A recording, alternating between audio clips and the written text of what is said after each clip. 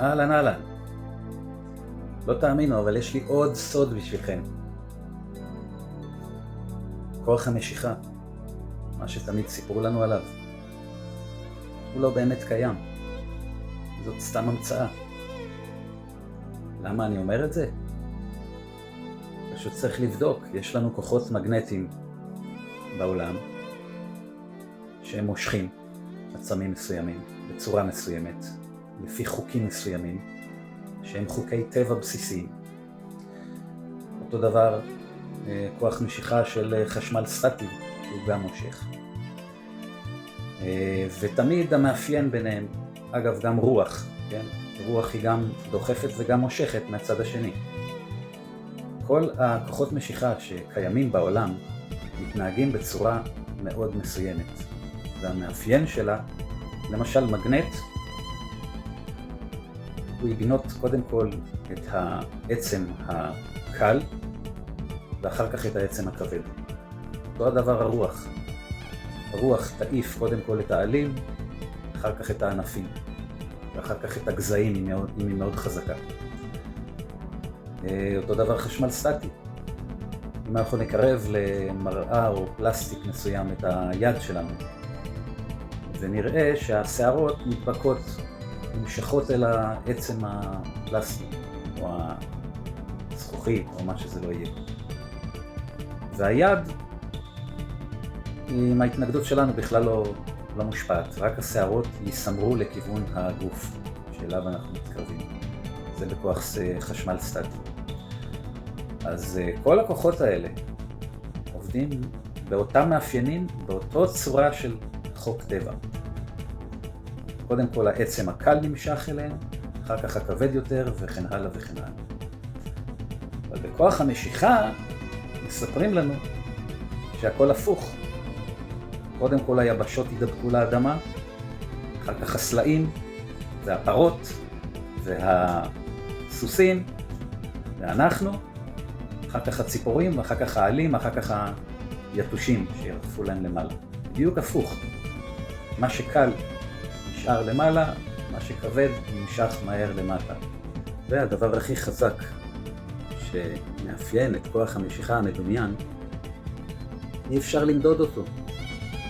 אי אפשר למדוד כוח משיכה בין ארון לקיר שהוא צמוד אליו, או בין גורד שחקים לגורד שחקים שלידו. אי אפשר למדוד את זה. זה כוח המשיכה שביניהם. לא קיים.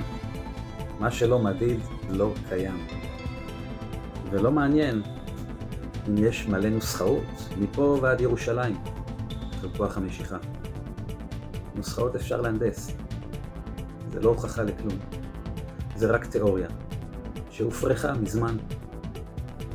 אז אין כוח משיכה אם הוא לא מדיד, כמו הרבה דברים אחרים ושקרים אחרים בעולם. זה פשוט משהו שהחדירו לנו כדי להצדיק את כל המודל ההליוצנטרי, שהכל מחזיק את הכדור. זה אולי הפטנט האחרון שלהם, להחזיק את הכדור כדי שהוא לא יתפרץ לכל הכיוונים, משלוש סיבות.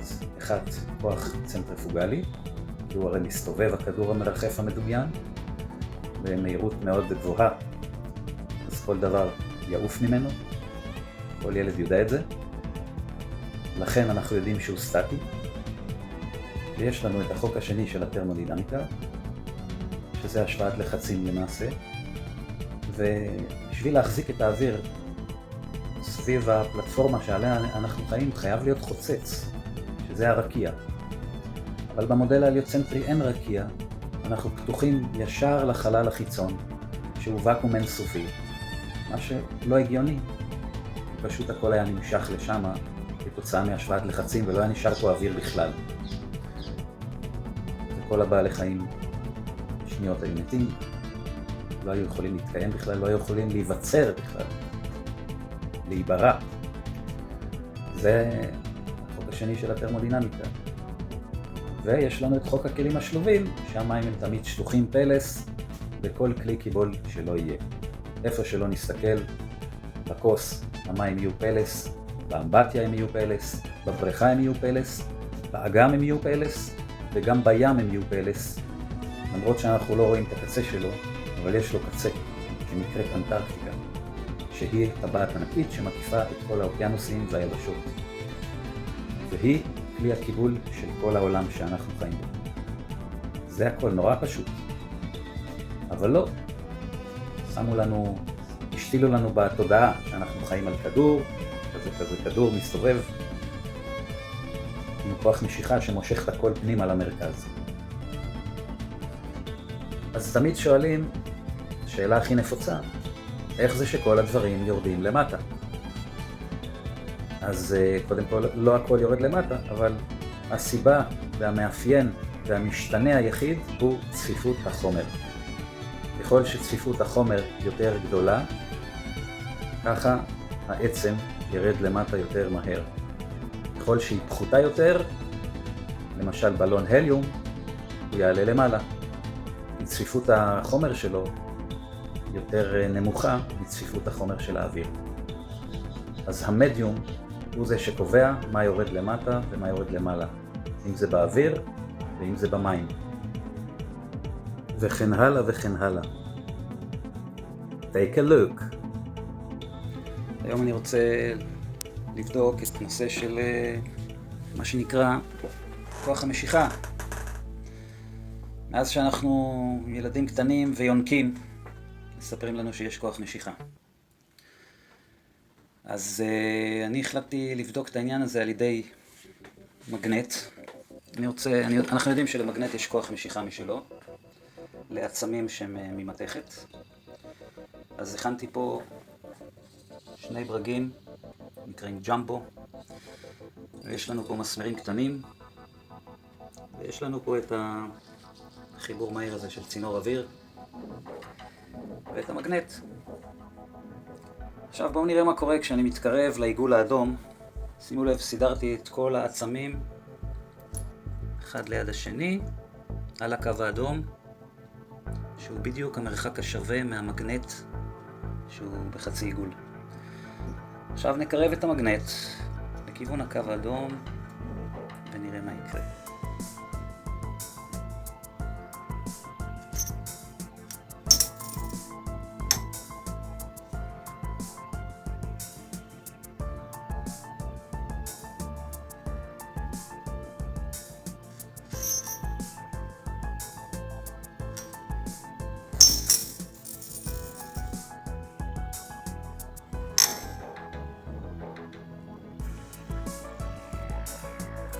אוקיי, אז מה שראינו פה זה שהעצמים הקטנים נדבקו ראשונים למגנט, ואחריהם הברגים שהם כנראה פחות כבדים מהצינור הזה שהוא נדבק אחרון.